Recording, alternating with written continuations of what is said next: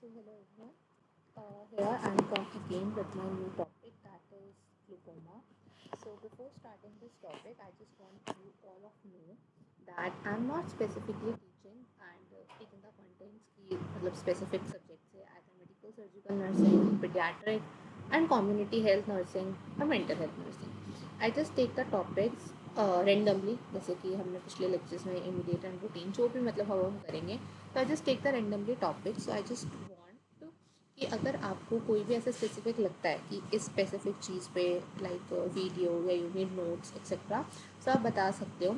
हर एक का teaching method अलग होता है. I just make the specific PPT from my side to teach you all guys. ठीक है. तो अगर आपको कुछ किसी भी तरीके से कोई भी डाउट आता है स्पेसिफिक पीपीटी और any other thing, you can mention in the comment. अब जैसे हम ग्लूकोमा के बारे में पढ़ेंगे. ये ग्लूकोमा जो है मेडिकल सर्जिकल नर्सिंग जो सेकेंड ईयर में आता है, जिसको आप अडल्ट हेल्थ नर्सिंग के नाम से जानते हैं, उसी का है एक पार्ट है, सब पार्ट है आई कैन से. क्योंकि उसमें अलग अलग आपके डिसऑर्डर्स आते हैं जो कि स्पेसिफिक चीज़ों पर डिपेंड करते हैं. तो ये आई डिसऑर्डर में से एक है, that is known as glaucoma. तो आज हम ग्लूकोमा के बारे में पढ़ेंगे ना सेम वे जैसे मेडिकल सर्जिकल नर्सिंग में पढ़ते हैं. क्या होता है, कैसे होता है, रिस्क फैक्टर क्या होते हैं, बॉडी में किस तरीके से हुआ, मीन्स पैथोफिजियोलॉजी क्या है इसकी, diagnostic management, each and everything. So glaucoma जिसमें हमने एक नॉर्मल आई की एनाटमी दे रखी है, नॉर्मल पार्ट्स बता रखे हैं जो जो मेन होते हैं. मूविंग फॉरवर्ड इसकी डेफिनेशन क्या है, I mention the definition spelling wrong, so ignore that part and focus on the main thing. Glaucoma is an eye disease characterize by progressive damage to optic nerve. So glaucoma ना एक ऐसी disease है जो कि धीरे धीरे करके time to time बढ़ती है और क्या करती है, वो डायरेक्ट ऑप्टिक नर्व को डैमेज कर देती है. मतलब अगर ग्लूकोमा को टाइम से ट्रीट नहीं करा गया, so it can lead the blindness also, क्योंकि वो डैमेज कहाँ करती है, डायरेक्ट ऑप्टिक नर्व को. अब ऑप्टिक नर्व को वो डैमेज करके ऐसे रही है, damage to optic nerve often associated with abnormally high ocular pressure. आप यहाँ पर हाई ऑक्यूलर प्रेशर का मतलब समझ लो. जैसे हर एक जगह का एक प्रेशर होता है ना. अब मैं जैसे बोलूँ मेरा ब्रेन है, तो मेरे ब्रेन में एक प्रेशर है, इसको हम आईसीपी कहते हैं, इंट्राक्रेनियल प्रेशर. ठीक है. अगर मैं बात करूँ फ्लूइड्स की बात करें तो हमारे स्पाइन में अलग फ्लूइड है, ठीक है, जिसको हम सीएसएफ कहते हैं. वैसे ही आंखों में एक तरीके का प्रेशर होता है जिसको हम क्या कहते हैं, ऑक्यूलर प्रेशर. बेसिकली क्या होता है, इंट्रा ऑक्यूलर प्रेशर. इंट्रा का मतलब क्या है, जो आंखों के अंदर का प्रेशर होता है, that is intra ocular pressure. So glaucoma में क्या होता है, ग्लूकोमा में जो ये इंट्रा ऑक्यूलर प्रेशर है ना, मतलब आंखों के अंदर का जो प्रेशर है, ये क्या होता है, बहुत ज़्यादा बढ़ जाता है. ओहो, okay. So it's intraocular pressure. जो आइज के अंदर का प्रेशर होता है वो इतना ज़्यादा बढ़ जाता है that it can lead to problems like glaucoma and it can lead to the blindness. जब आईओपी इंक्रीज होता है तो एक्सेसिव फ्लूइड हमारी आंखों के अंदर इकट्ठा होने लग जाता है, जिसकी वजह से ब्लाइंडनेस होती है. Leave this definition in a normal और लेम लैंग्वेज, समझो ये हो क्या रहा है. हमारी आंखों के अंदर आपने देखा है दो तरीके का फ्लूइड होता है, जिसको हम कहते हैं विट्रियस ह्यूमर और एक होता है हमारा एक्वस ह्यूमर. तो वही एक तरीके का फ्लूइड है जो कि हमारी आइज में एक पार्ट होता है, जो कि मैंने यहाँ नाम मेंशन करा है, दैट इज ट्रेबुलर मैशवर्क. ये आप देख रहे हो ट्रेबुलर मैशवर्क जो मार्क करा है मैंने, ये क्या है, ट्रेबुलर मार्कवर्क मेरी आइज में एक ऐसा पार्ट है जिसके थ्रू जितना भी मेरा एक्सेस ऑफ फ्लूइड है वो मेरी आंखों से बाहर निकल जाता है, एक्सेस आउट हो जाता है, निकल रहा है वो वहाँ से बाहर. ग्लूकोमा में क्या होता है, ट्रेबुलर मैशवर्क इतना या तो ब्लॉक्ड हो जाता है या मेरा एक्वस ह्यूमर का प्रोडक्शन ज़्यादा हो रहा है. दो ही काम हो रहे हैं, या तो वो निकल नहीं पा रहा या उसका प्रोडक्शन हद से ज़्यादा हो रहा है. इन दोनों चीज़ों के होने की वजह से क्या हो रहा है, ड्रेनेज हो जाती है. मतलब ड्रेनेज प्रॉपर नहीं हो पा रहा, वो प्रॉपर तरीके से नहीं निकल पा रहा. वो प्रॉपर तरीके से नहीं निकलेगा, एक जगह पे अटक जाएगा, जिसकी वजह से क्या होगा, ब्लड की सप्लाई नहीं जाएगी, ना रेटिना तक जाएगी ना ऑप्टिक नर्व तक जाएगी, जिसकी वजह से क्या होता है, मेरा आई डैमेज होती है और ब्लाइंडनेस कॉज होता है. समझ में आया हो क्या रहा है. इसमें क्या हो रहा है, फ्लूइड ज़्यादा हो जाने की वजह से या ट्रेबुलर मेशवर्क के ब्लॉक्ड हो जाने की वजह से मेरा जितना भी एक्सेस ऑफ फ्लूइड है वो बाहर नहीं निकल पा रहा है and it can lead to the glaucoma. इसलिए नॉर्मल आईओपी कितना कहा गया, 21 से लेकर 23 mmHg, it is the normal range. ये बहुत इंपॉर्टेंट क्वेश्चन है, पूछा जाता है कि नॉर्मल इंट्राएक्युलर प्रेशर कितना होना चाहिए. So it is from 21 to 23 mmHg. Moving forward about the causes, कारण क्या क्या हो सकते हैं इसके. स्लो फ्लूइड ड्रेनेज, जैसे मैंने बताया, हो सकता है ड्रेनेज कम हो रहा है क्योंकि ट्रेबुलर मेशवर्क ब्लॉक्ड हो रहा है. प्रेशर बहुत ज़्यादा हो गया, यानी कि मेरा जो फ्लूइड है वो बहुत ज़्यादा सेक्रेट हो रहा हो. आउटफ्लो कम हो रहा है एक्वस, देखो दोबारा रीजन आ गया, decrease outflow of aqueous humour to the trabecular meshwork. Blockage of drainage path, drainage path का क्या हो जाए, ब्लॉकेज. देखो क्या हो सकता है ट्रेबुलर मैशवर्क प्रॉपर तरीके से ब्लॉक्ड हो गया हो सकता है उसके अंदर किसी तरीके का क्लॉट बन गया हो सकता है वो इतना ज़्यादा थिक हो या किसी फॉर्मेशन में हो कि उसका जो ड्रेनेज है वो बहुत धीरे हो रहा हो. जेनेटिक म्यूटेशन हो सकती है, कि हो सकता है ट्रेबुलर मैशवर्क मेरा एक पार्ट है जहाँ से मेरा ड्रेनेज एक्सेस आउट होता है, हो सकता है बचपन से ही जेनेटिक म्यूटेशन के थ्रू उसी पार्ट में कोई ना कोई दिक्कत रही है। सो ये इसके बेसिकली कॉजेज होते हैं। रिस्क फैक्टर्स पे आए तो रिस्क फैक्टर्स हमारे दो तरीके के होते हैं, जिसके बारे में हम अभी पढ़ेंगे। वो है हमारा नॉन मॉडिफाइबल। नॉन मॉडिफाइबल का मतलब क्या है? जिससे आप ठीक नहीं कर सकते, जो आपके कंट्रोल में नहीं है, नो कंट्रोल, जिसके आपका कोई कंट्रोल नहीं है। ठीक है, इसमें मतलब क्या है, ग्लूकोमा में मोस्टली माना जाता है जिन लोगों की एज 45 या उससे ज़्यादा होती है उनको बहुत ज़्यादा चांसेस होते हैं ग्लूकोमा होने के। तो यहाँ पर एज फैक्टर आ गया, जेनेटिक म्यूटेशन जैसे कि मैंने बताई, फैमिली हिस्ट्री की फैमिली में किसी को है उस वजह से हो सकता है। ब्लैक रेशियल एंड हिस्पैनिक, जैसे कि माना जाता है कि जो अमेरिकन होते हैं, मतलब जो गोरे लोग होते हैं बेसिकली, उनकी स्किन में जो होता है ना, सुना ना आपने, उनको स्किन कैंसर होने के ज़्यादा चांसेस होते हैं क्योंकि उनका मेलानिन कम होता है, इसलिए उनमें स्किन कैंसर होने के चांसेस होते हैं। इसलिए अगर हम स्पेसिफिक रेस की बात करें तो ब्लैक रेशियल लोग जो होते हैं और जो हिस्पैनिक लोग होते हैं उनमें ग्लूकोमा होने के चांसेस सबसे ज़्यादा होते हैं। Again it's related to genes, related to specific family history. तो ये इसके कुछ ऐसे रिस्क फैक्टर है जो नॉन मॉडिफाइबल है, आपके कंट्रोल में नहीं है। Moving to the modifiable risk factor. Modifiable मतलब ये चीज़ें आपके कंट्रोल में है। If you are doing these things और आपको पता है कि ये आपके लिए हार्मफुल है, so you can stop them right now. क्या क्या है? आंखों में कोई इंजरी हो गई, आपने कोई ऐसी हरकत करी, ध्यान नहीं दिया, केयरलेस हो गए, आंखों में इंजरी हो गई, आंखों में चोट लग गई। कॉर्टिकोस्टेरॉइड्स का यूज़ ज़्यादा करना, स्टेरॉइड्स आते हैं हाईवे लेवल वाले, उनका यूज़ ज़्यादा करना, लेते जा रहे हो लेते जा रहे हो लेते जा रहे हो अननोइंगली, कुछ नहीं पता क्या एडवांटेज है क्या डिसएडवांटेज है, उन वजहों से। स्मोकिंग करना, अगेन एल्कोहल कंजप्शन। देखो स्मोकिंग और एल्कोहल कंजप्शन इसलिए आता है, जैसे कि मैंने आपको बताया कि हमारी आंखों में भी नर्व्स होती है। आर्थियोसेक्लोरोसिस सबने सुना है, क्या करता है आर्थियोसेक्लोरोसिस? बेसिकली क्या करता है, क्लॉट बना देता है आर्टरी के बीच में, जिसकी वजह से ब्लड सप्लाई प्रॉपर नहीं हो पाता। Alcohol and smoking are the major part जो उसको कॉज करता है। अनकंट्रोल्ड हाइपरटेंशन और डायबिटीज़ है। अर्ली एस्ट्रोजन डेफिशिएंसी हो गई। एस्ट्रोजन मेन हार्मोन होता है हमारी बॉडी में, जो कि हमारे मतलब जितने भी एक्टिविटीज़ होती है उनको रेगुलेट कराने में मदद करता है। तो अर्ली एस्ट्रोजन अगर डेफिशिएंसी हो रही है, it's a reason and it can be become a cause of glaucoma.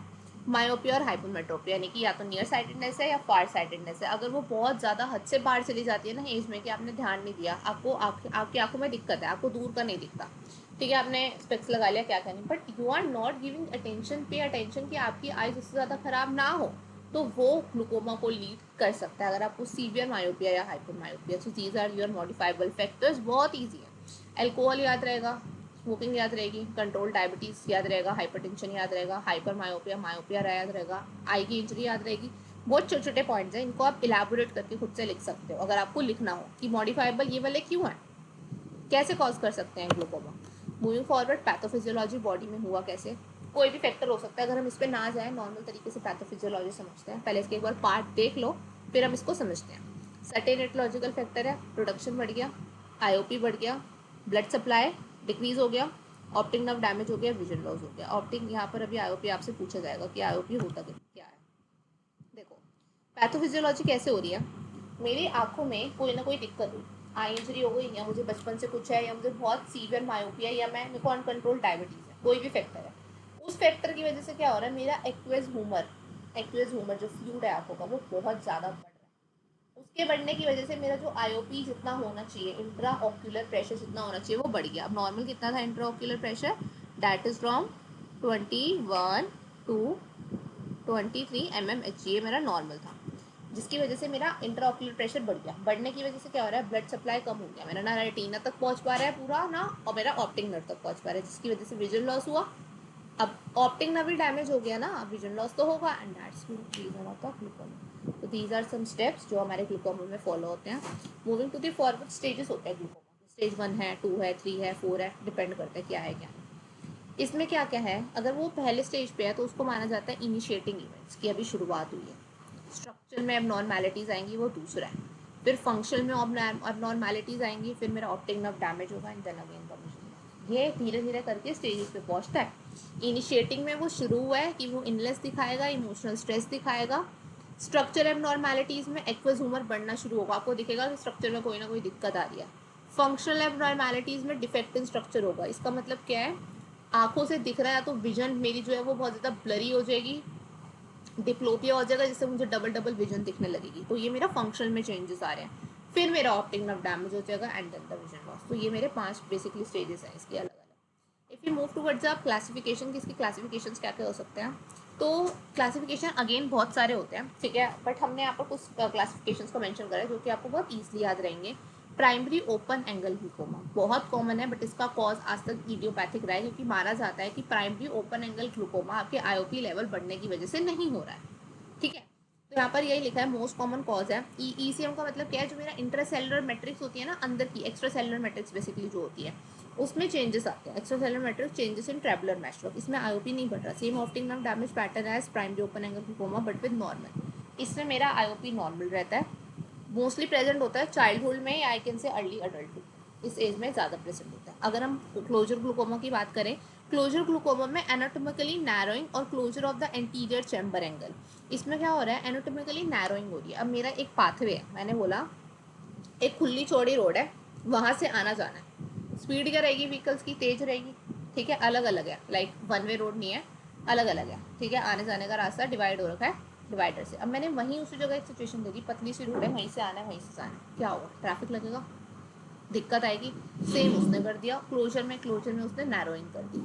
Secondary open angle glaucoma में क्या होता है, ये सेकेंडरी स्टेज पे जाकर होता है। सेकेंडरी स्टेज का मतलब क्या है कि अपने आप से नहीं होगा, ये तब होगा जब आप इसको होने का रीजन दोगे, या तो आई इंजरी करवाओगे, या किसी ट्रॉमा में जाओगे, या मायोपिया होगा उन वजह से। It can cause by injury, trauma, inflammation of iris, diabetes, can also cause due to retinal detachment की वजह से भी हो सकता है। रेटिनल डिटैचमेंट एक अलग दिक्कत होती है, एक अलग डिसऑर्डर है, हम इसके बारे में भी धीरे धीरे जब आप पढ़ोगे ना, इसके बारे में भी पढ़ने को मिलेगा। सेकेंडरी एंगल क्लोजर में क्या हो रहा है, it refers to case where the anterior chamber angle is narrowed or close because of identifying underlying cause of. Okay okay okay, इतना नहीं पढ़ते, नॉर्मल समझते हैं। ये भी हमारा किसी दूसरे रीजन की वजह से होता है, बट इनमें दूसरा रीजन ये माना जाता है कि पता है कि ये वाली मेम्ब्रेन ब्लॉक्ड है, ये वाला चैम्बर ब्लॉक्ड है, ये वाला रीजन है, उन वजह से हमारा सेकेंडरी एंगल क्लोजर ग्लूकोमा होता है। ठीक है, कॉन्जेनाइटल ग्लूकोमा की अगर मैं बात करूँ तो वो क्या है, this type of glaucoma occur when drainage area of eyes does not develop before birth. Congenital का मतलब ही पता है, बर्थ से पहले जो दिक्कत हो जाए। कॉन्जेनाइटल का मतलब क्या है, कॉन्जेनाइटल का मतलब ये होता है कि बच्चा अभी बॉर्न नहीं हुआ और उससे पहले ही उसका जो एक प्रॉपर पार्ट है, ड्रेनेज पार्ट जिसको हम अगर बोले ट्रेबुलर मैशवर्क, वो प्रॉपर तरीके से डेवलप ही नहीं होता। डेवलप नहीं होगा तो ऑब्वियसली बात है वो आईओपी करेगा ही करेगा। इसके बाद हमारा ये देखो, ये कॉन्जेनाइटल भी 3 पार्ट में डिवाइड है।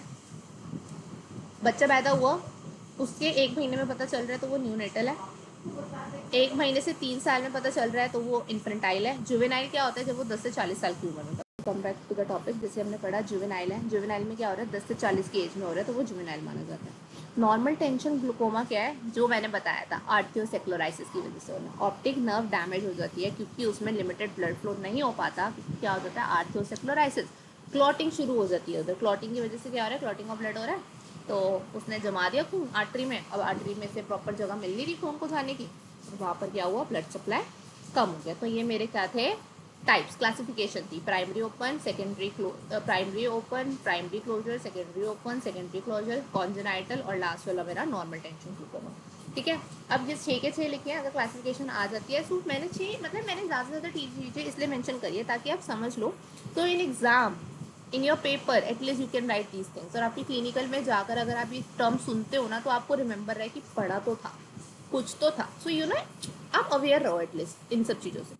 मूविंग फॉरवर्ड, डायग्नोस्टिक टेस्ट पता कैसे कैसे चला सकते हो। डायग्नोस्टिक टेस्ट में अगेन मैंने 5 चीज़ें मेंशन करी है, छोटे छोटे आप भी बहुत चीज़ें लिख सकते हो, आपको मिल जाएंगी। डायग्नोस्टिक टेस्ट जो मैंने मेंशन करे हो, मैंने अगेन इसलिए मेंशन करे हैं क्योंकि ये मेन भी हैं, और अगेन आप एटलीस्ट 3 तो लिखकर आपको है क्या क्या, टोनोमेट्री, ये बहुत इंपॉर्टेंट टेस्ट है ग्लूकोमा के लिए, क्योंकि टोनोमेट्री एक ऐसा डिवाइस है जो मेजर करता है आईओपी कितना है, इंट्राओकुलर प्रेशर कितना है, वो मेजर करने के लिए। आईओपी याद रखना, जो आईओपी का लेवल है वो कितना है, आईओपी का लेवल हमारा होता है 22 to 23 mm each। IO,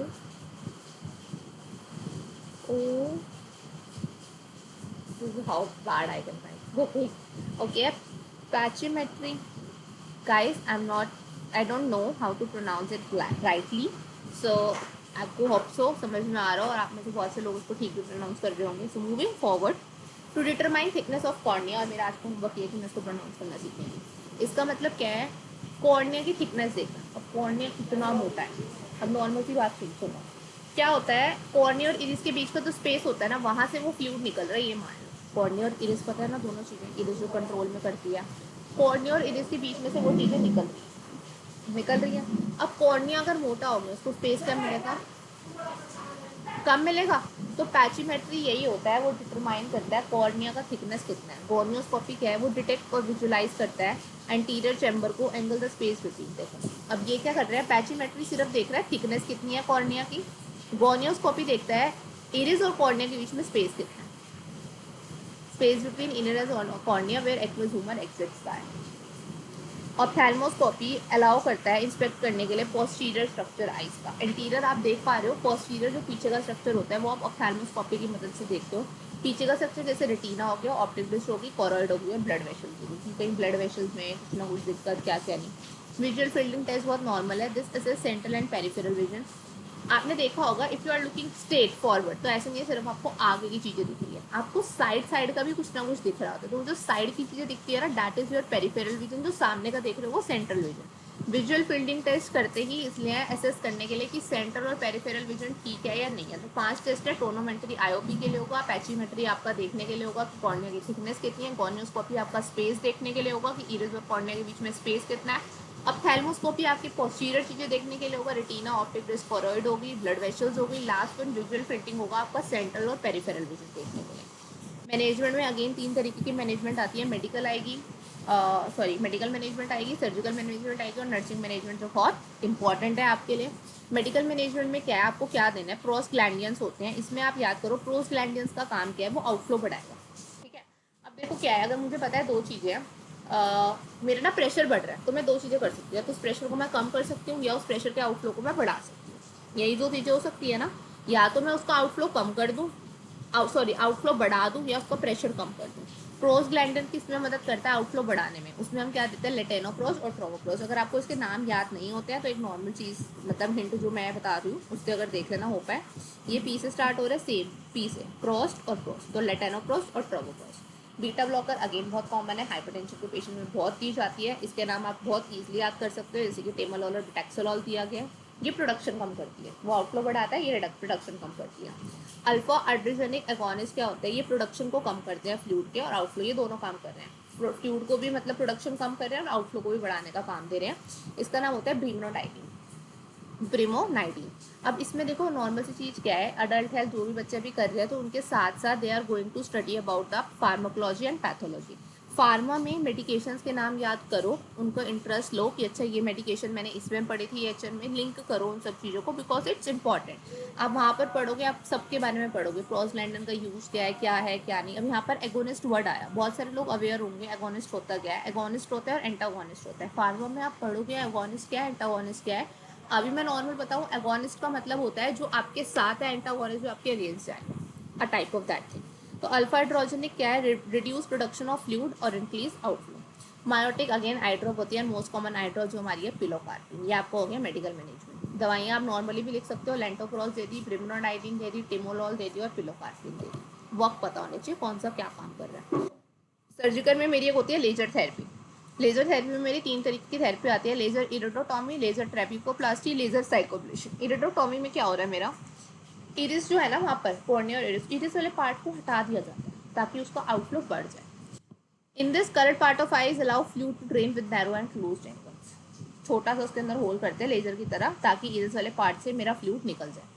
ट्रेबिकुलोप्लास्टी में क्या हो रहा है, it only performs in open angle glaucoma. ये सिर्फ ओपन एंगल ग्लूकोमा में होता है, 2 सेशन में करा जाता है, वीक और मंथ में।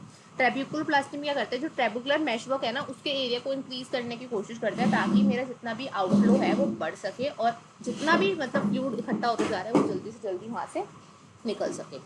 लेज़र साइक्लोब्लेशन में क्या हो रहा है, इसमें ना आपकी सेल को ही जला दिया जाता है। ये भी हमारा 2 सेशन में किया जाता है। It is done in severe form of glaucoma where laser beam burn the cell and reduce the pressure. वहाँ पर जितने आइज के अंदर सेल है ना जो मेरे प्रेशर को बढ़ा रहे हैं, उनको जलाकर प्रेशर को कम करने की कोशिश की जाती है। ट्रेबिकुलोटॉमी, जिसमें आपका ट्रेबिकुलर मेशवर्क जो एरिया है ना उसको रिमूव करा जाता है।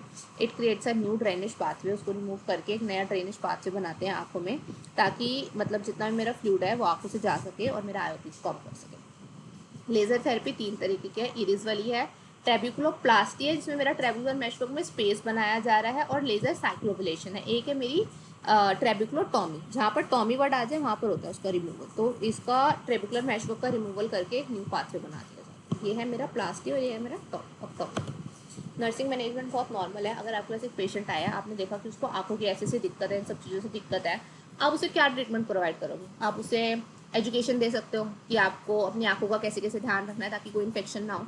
आप उनका IOP time to time check कर सकते हो, बढ़ रहा है, कम हो रहा है, क्या क्या नहीं। आप उन्हें गाइड कर सकते हो कि अपना हैंड वॉशिंग करा करो, बिना हाथ धोए अपनी आंखों पे हाथ मत लगाया करो। आपको जो दवाई डॉक्टर ने दी है खाने की और जो आई ड्रॉप्स है आपकी, वो आप टाइम टू टाइम लो। आप टाइम टू टाइम खाओ भी और time to time eye drops डालो भी। उनको बताओ कि अगर आपकी सर्जरी है तो आप डायरेक्ट रेडिएशन में मत आओ, अपने सन ग्लासेस लगा कर आओ, क्योंकि उससे फोटोफोबिया हो सकता है अगर आप एकदम रेडिएशन के कंट्रोल में आ गए। उनको बोलो आंखों पे हाथ बिना हाथ धोए मत लगाओ। उनको ये चीज़ पे गाइड करो कि अगर वो अपनी आईज वॉश कर रहे हैं, कुछ भी कर रहे हैं, वो सब चीज़ें बहुत ध्यान से दें और सर्जरी के बाद ये सब चीज़ें करें ही ना। अपनी आंखों को रब मत करो, वो इन्फेक्शन कॉज करेगी बहुत ज़्यादा। उनको एजुकेशन दो, ऐसा हो सकता है, ये हो सकता है, वो हो सकता है, हम इसलिए आपको ये चीज़ करवा रहे हैं, इसलिए हम इन सब चीज़ों का ध्यान रख रहे हैं। पेशेंट को बोलो दर्द हो रहा है, ब्लरी विजन हो रही है, कितने भी साइन एंड सिम्टम्स दिख रहे हैं मेरे को बताओ, मैं उन सब चीज़ों को सॉल्व करूंगा। These are the main works of the nurses कि जितना भी पेशेंट को अभी जो हो गया, now it's your responsibility to control their management. जितनी भी चीज़ें उनके साथ होनी थी हो गई, अब वो आपके ऊपर है कि कैसे आपको पेशेंट को ठीक करना है। तो these all are the nursing management. आप पढ़ोगे, इनमें पॉइंट्स में लिखा हुआ है वही सब चीज़ें जो मैंने आपको बताई हैं। So it's all about the glaucoma जो हमने आज पढ़ा। So it's a very interesting topic अगर आप पढ़ोगे। अब मैंने जैसे स्टार्टिंग ऑफ द वीडियो आपको बोला था, if you find any doubts ये इस तरीके से होना चाहिए, ये ऐसा, you can mention in the comments, I will look upon those comments और मैं ट्राई करूँगी। और जिस भी आपको स्पेसिफिक टॉपिक पे आगे वीडियो चाहिए, you can mention also that in comments, so I can make that video. Thank you so much for watching this video, and if you have any kind of doubts, you can mention in the comments. And thank you so much again.